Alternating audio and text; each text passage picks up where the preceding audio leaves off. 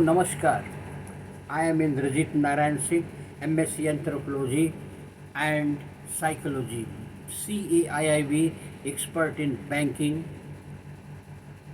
35 years in banking experience, LLB constitutional expert and DRT expert.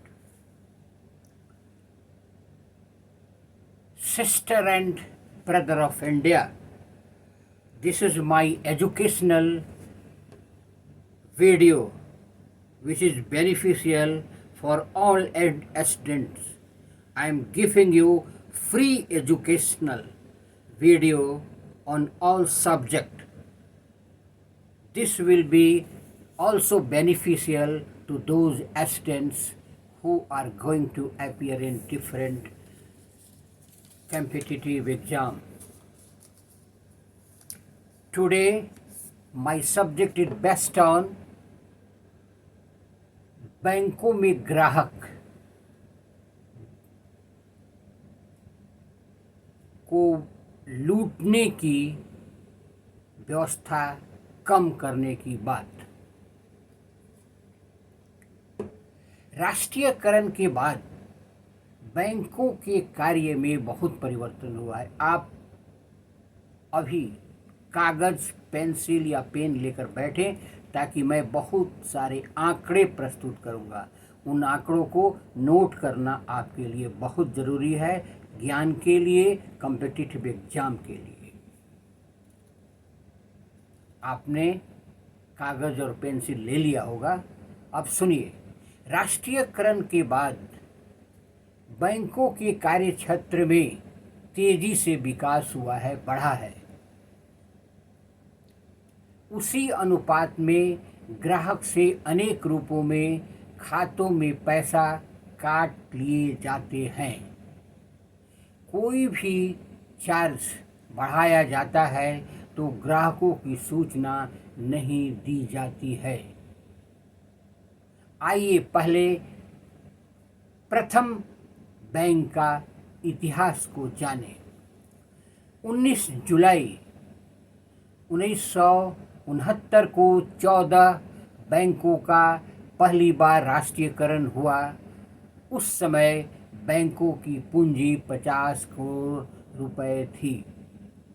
पुनः 1980 ईस्वी में बैंकों का दूसरी बार राष्ट्रीयकरण हुआ, जिसका जमा पूंजी 200 करोड़ रुपए थे। जून 1969 में 73 वाणिज्यिक बैंक थे, जिसकी 8,262 शाखाएं थी। अभी देश में 100 बैंक हैं, जिसमें 100 सार्वजनिक क्षेत्र,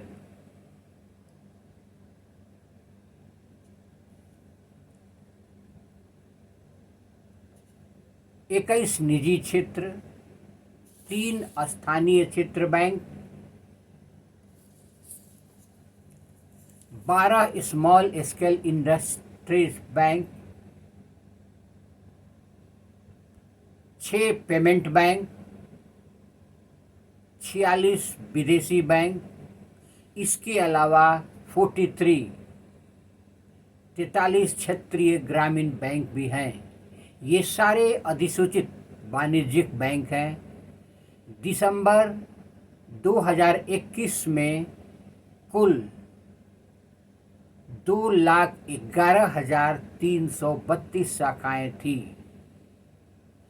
जून 1969 में बैंक की जमा 4,646 करोड़ रुपए थी और कुल कर्ज 3,599 करोड़ रुपए थे। इस वर्ष 2022 जुलाई में बढ़कर जमा राशि 169.7 लाख करोड़ रुपए हो गई है, जबकि कर्ज 123.7 लाख करोड़ रुपए पहुंच गया है। अब एक बार पीछे के इतिहास को देखें, सुनिए। भारत में वाणिज्यिक बैंकिंग की शुरुआत 1720 ईस्वी में बैंक ऑफ बॉम्बे से शुरू हुआ। जून में पुनः 1770 में बैंक ऑफ हिंदुस्तान की शुरुआत कलकत्ता में हुआ। कलकत्ता में ही पहला प्रेसिडेंसी बैंक ऑफ बंगाल शुरू हुआ। इस बैंक को करेंसी छापने का अधिकार मिला। पुनः 1840 ईस्वी में बैंक ऑफ बॉम्बे के रूप में दूसरा प्रेसिडेंसी बैंक शुरू हुआ। 1843 में बैंक ऑफ मद्रास के रूप में तीसरा प्रेसिडेंसी बैंक शुरू हुआ। 1921 में तीनों प्रेसिडेंसी बैंक का विलय हो गया, जिसका नाम इंपीरियल बैंक रखा गया। इसी बैंक ने 1935 ईस्वी में भारतीय रिजर्व बैंक की स्थापना के पूर्व तक केंद्रीय बैंक की भूमिका निभाई। भारत का पहला बैंक इलाहाबाद बैंक था, जो 1865 ईस्वी में बना। आज इलाहाबाद बैंक इंडियन बैंक में मर्ज कर चुका है। 1895 में पंजाब नेशनल बैंक की स्थापना हुई। 1906 में बैंक ऑफ इंडिया का स्थापित हुआ। 1906 से लेकर 1913 तक अन्य बैंक खुले, जैसे central bank of India, bank of Baroda, Canara bank और Indian bank. United commercial bank की स्थापना 1943 ईस्वी में हुआ, जो अब यूको बैंक के नाम से जाना जाता है। द्वितीय विश्व युद्ध के बाद पूरे विश्व में मंदी का दौर चला। भारत में भी इस मंदी का बोझ सहना पड़ा, सहा। आज के स्थिति में सुनिए बैंकों के द्वारा दिया गया बोझ। आज का बैंकिंग में ग्राहकों पर बोझ। पहला, एसबी अकाउंट और करेंट अकाउंट प्रत्येक 6 महीने में मिनिमम बैलेंस चार्ज लगा रहा है। दूसरा, खाता का इनऑपरेटिव चार्जेस काटा जा रहा है। तीसरा, अन्य बैंक के एटीएम से पैसा निकालने के बाद चार्ज लिया जा रहा है, वो है 5 निकासी या उससे अधिक।